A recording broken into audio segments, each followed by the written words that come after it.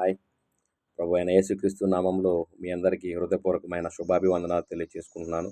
అలాగే ఈ ఛానల్ వీక్షిస్తున్న మీ అందరికీ కూడా హృదయపూర్వకమైన ధన్యవాదాలు తెలియజేసుకుంటున్నాను. ఏది ఏమైనా మనం ఈ రోజుల్లో ఎంత సంపాదించినా, ఎంత కూడబెట్టుకున్నా అది మన వెంట తీసుకురాలేము. ఒక గడ్డి పరక కూడా పోతా పోతా మనం వెంట పెట్టుకొని వెళ్ళలేము. మనం ఇప్పుడున్న రోజుల్లో ఏదో ఒక సందర్భంలో ఎవరికో ఒకరికి ఎక్కడో ఒక చోట కూడా ఖచ్చితంగా మరణ వార్త అనేది వినటం జరుగుతుంది. అయితే జాన్సన్ విక్టర్ గారు రాసినటువంటి అద్భుతమైన పాట ఇప్పుడు మీకోసం, నా కోసం, మనందరి కోసం. ఏది నీది కాదు ఆ దేవుడిచ్చినదే, ఎంత ఆస్తి ఉన్నా వదిలి వెళ్ళిపోవాలే. ఏది నీది కాదు ఆ దేవుడిచ్చినదే, ఎంత ఆస్తి ఉన్నా వదిలి వెళ్ళిపోవాలి. ఆకాశమెంత ఉన్నా, భూమి ఎంత ఉన్నా, గాలి ఎంత ఉన్నా, నీరు ఎంత ఉన్నా, ఈ లోకాన్ని వదిలి వెళ్ళిపోవాలి. ఎందుకు? ఆ దేవుడు ఇచ్చిన కాలమైపోయినందుకు. ఎందుకొచ్చావు నీవు తెలుసుకో, ఈ జనన మరణాల మధ్య కాలము ఎందుకు?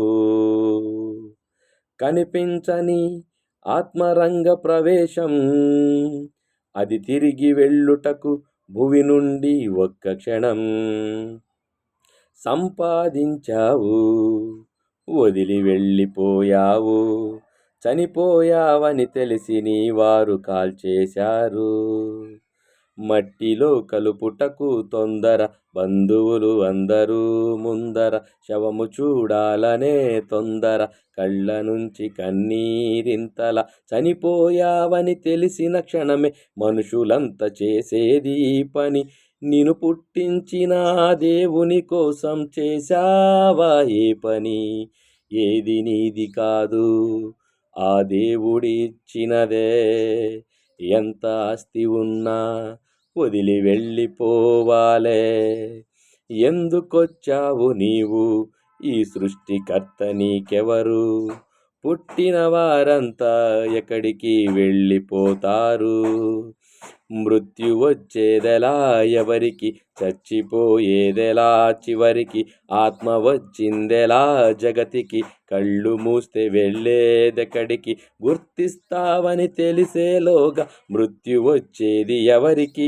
నిన్ను పుట్టించిన దేవుడే తండ్రని తెలుసుకోలేదు చివరికి. ఏది నీది కాదు ఆ దేవుడిచ్చినదే, ఎంత ఆస్తి ఉన్నా వదిలి వెళ్ళిపోవాలే. ఏది మనది కాదు ఆ దేవుడిచ్చినదే, ఎంత ఆస్తి ఉన్నా వదిలి వెళ్ళిపోవాలే. Thank you.